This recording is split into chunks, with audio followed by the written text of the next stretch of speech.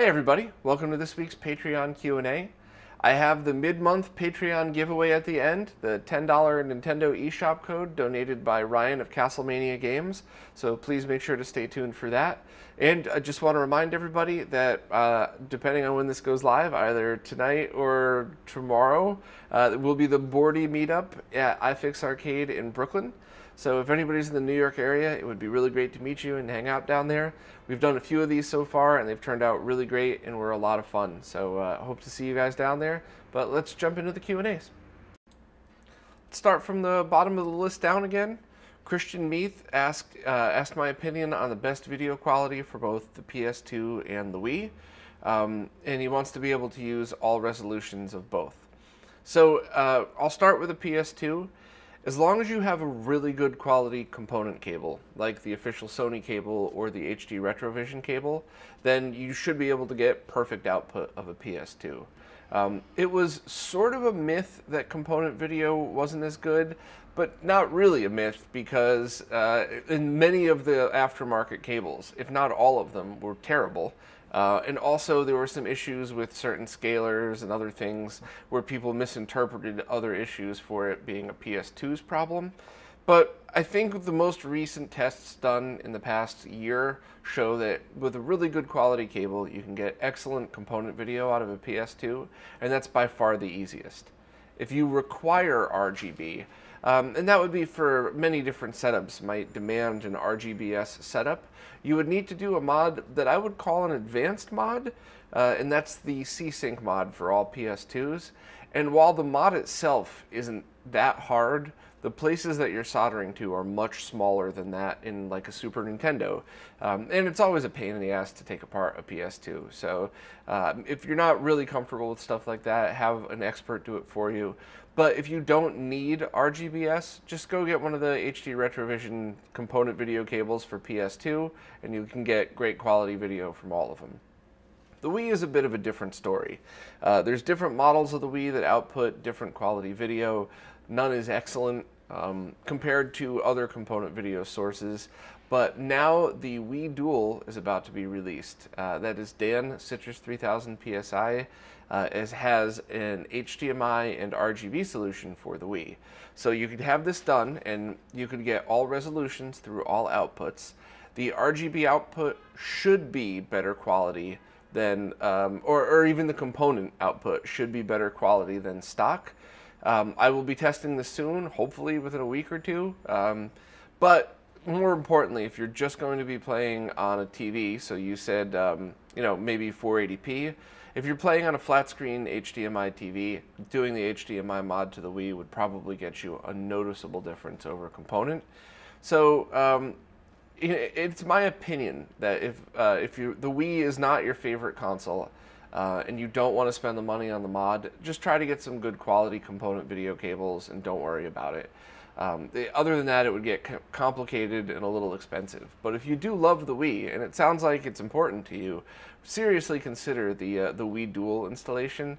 And even if you only end up using RGB out of it, it'll probably be at least a small increase in video quality over the stock encoders, but the HDMI out's going to be pretty cool. So that's just my opinions on all those.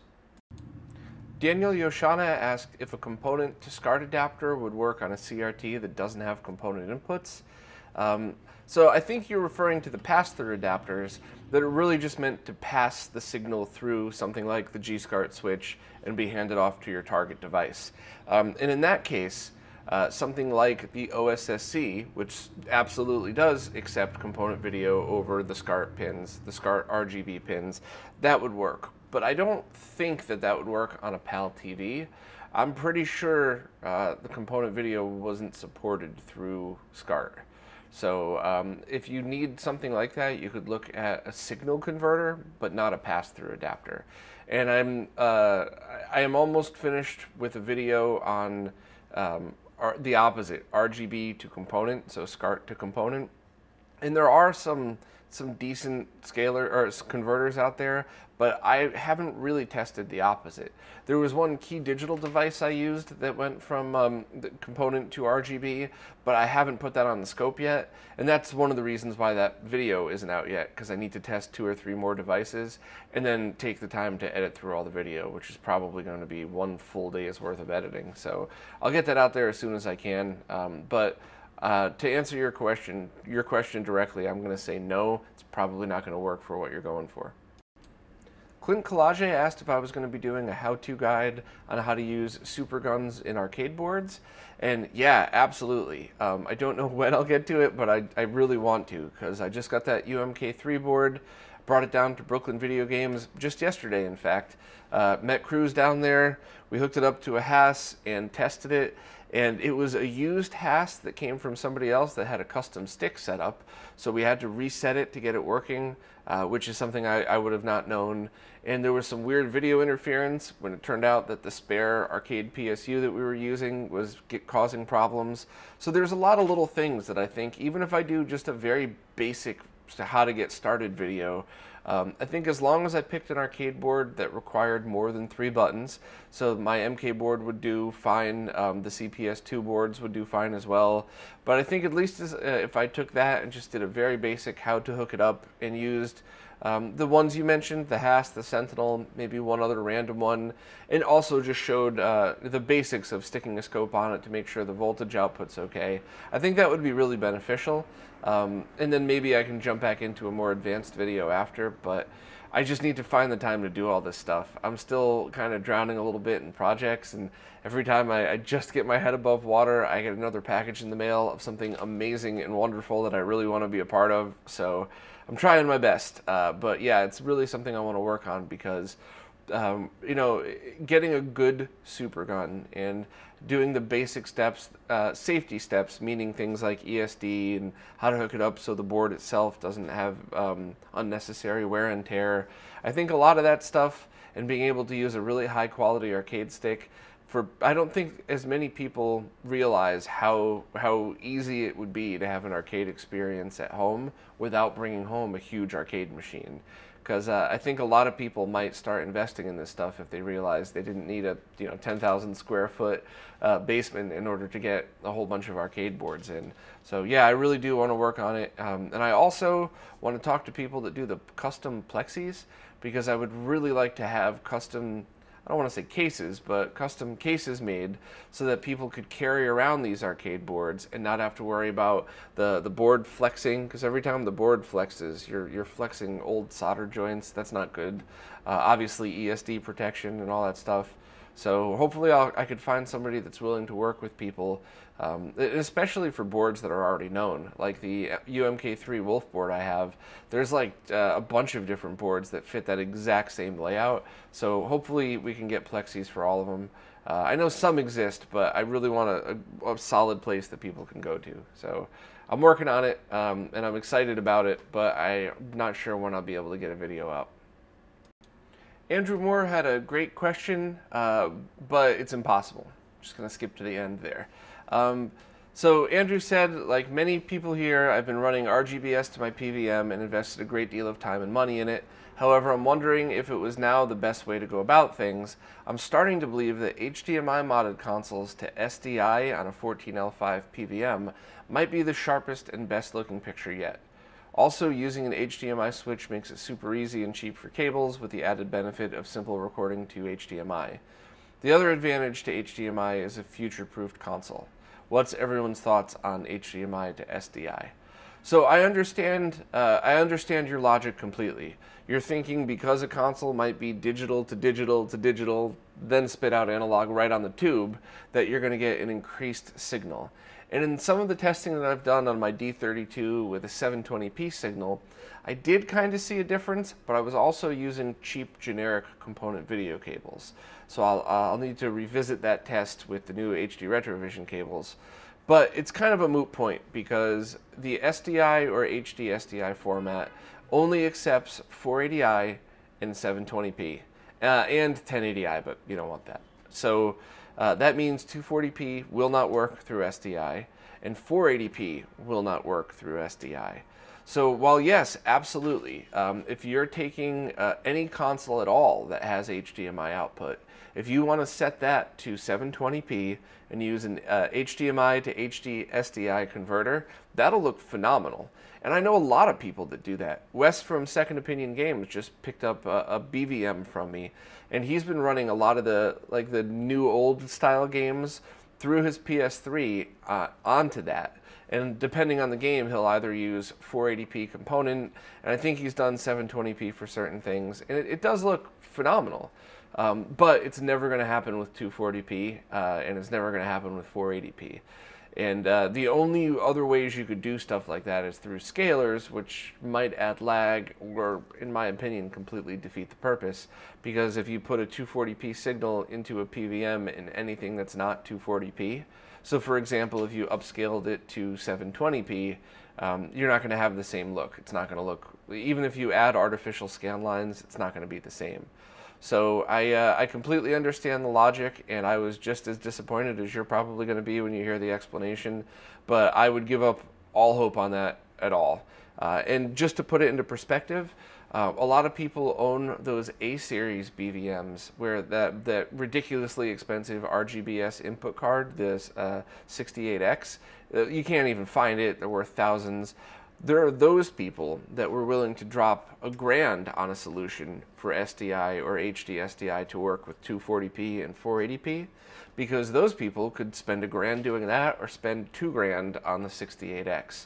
And if a lot of people were very serious about it, spending money on converters and testing, I was a part of a lot of that, by the way, we got nowhere with it. So I would, unless you know how to write specific video codecs and build video hardware equipment, I would think that there is 0 to almost 0 chance of that happening. So, sorry.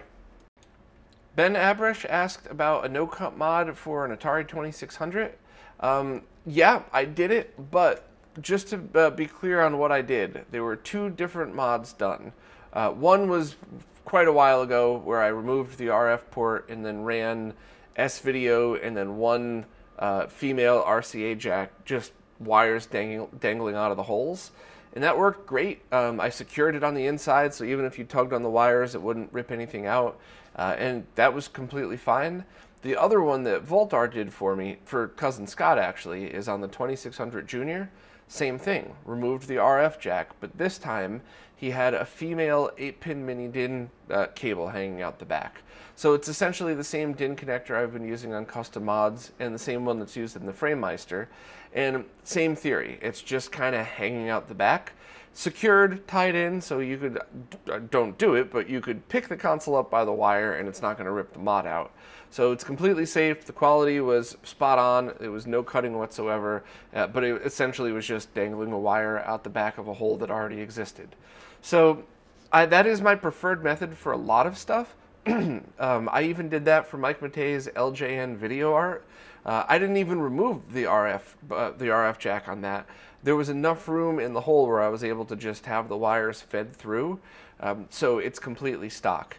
And I know you might be saying, why would anybody give a shit about the LJN video art? Just cut a damn hole in it.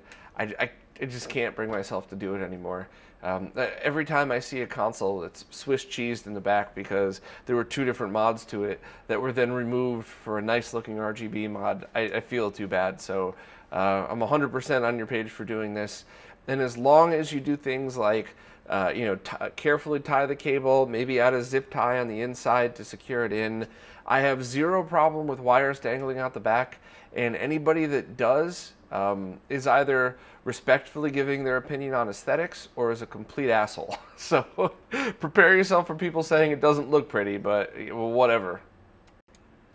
David Kenyon said he has an issue with his setup. He has a Sega Saturn going into a G-Scart switch into an OSSC, and he said he has to toggle sync regeneration off and on to fix screen jitter. I've never had that happen. The first thing I would check is make sure that your Sega Saturn RGB cable is built correctly. That would be by far my #1 thing to check.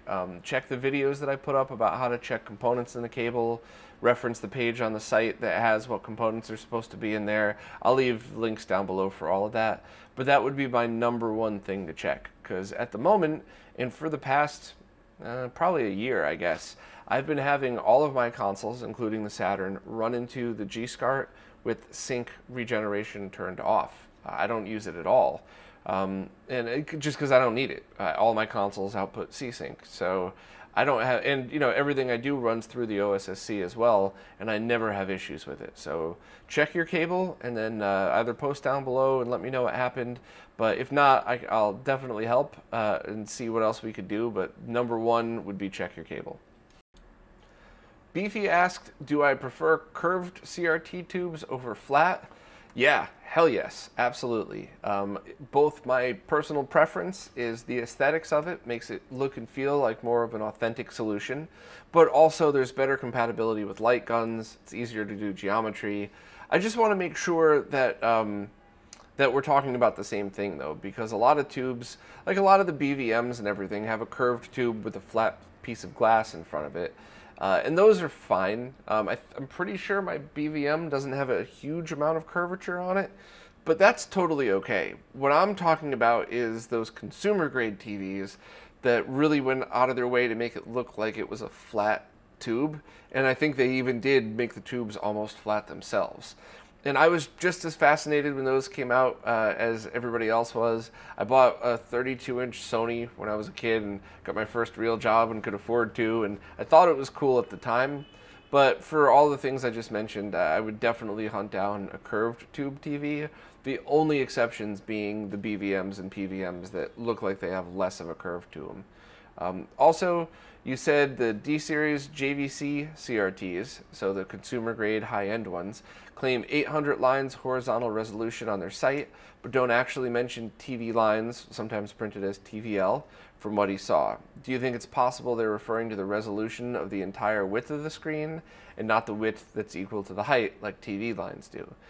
I think that towards the end of the CRT era, companies would use any marketing bullshit possible to sell you their TV. Much like some of the lingo that you have now with flat screen TVs that some people even still fall for, it could very well be that there's not true 800 lines in there, especially because the shadow mask versus aperture grille will look different and you can't really count them the same way.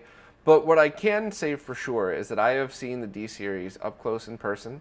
I saw it with Art, Cruz, and Steve from Brooklyn Video Games. We were there at the last Long Island Video Games Expo. They had a few of those there on display. And while I didn't sit there and count them to make sure that it was 800 lines, it was absolutely a very high quality TV. You got the same sharpness that you got out of a smaller TV, even though it was bigger. So 800 lines might just be marketing crap that they did back then, but it is definitely a high quality TV, and if you could find one, I would suggest picking it up. They're incredibly big and heavy though, so definitely be careful with that. Don't blow your back out like I did. But I also want to research a lot of the other larger tube TVs, because I think over the years I've seen some pretty amazing ones.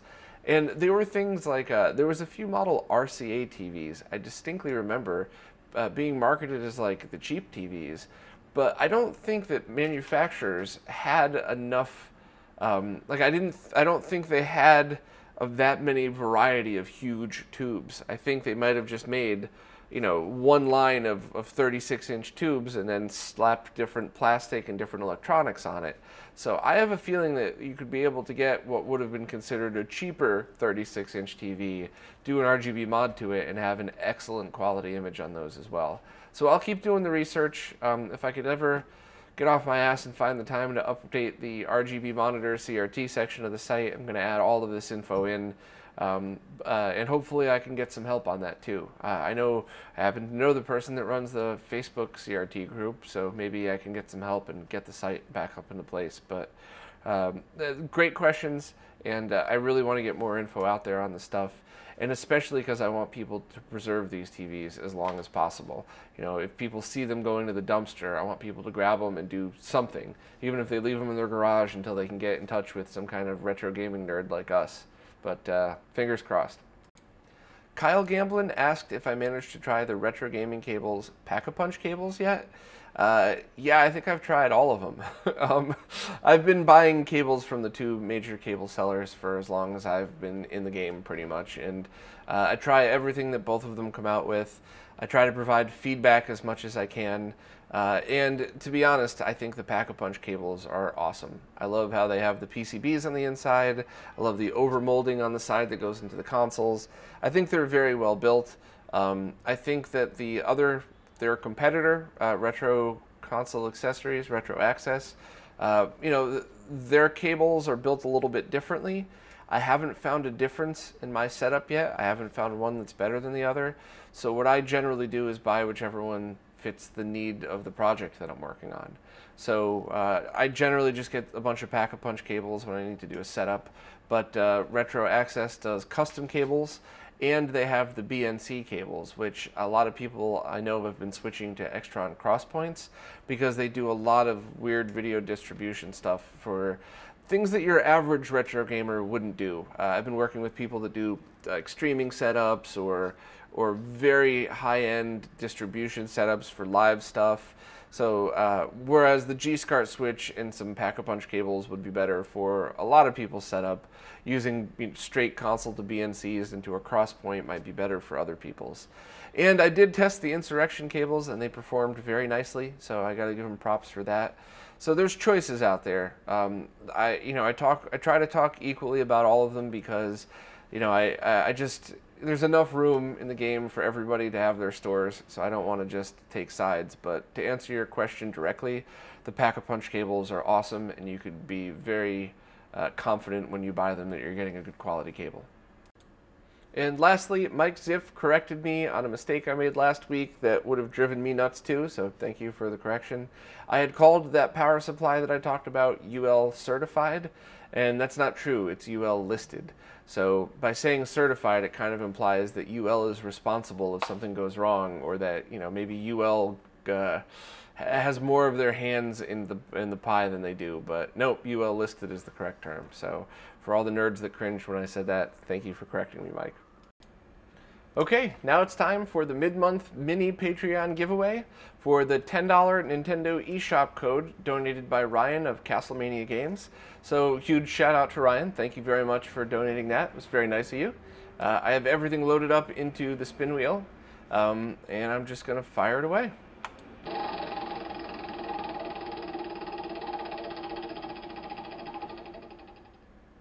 All right, Aliar,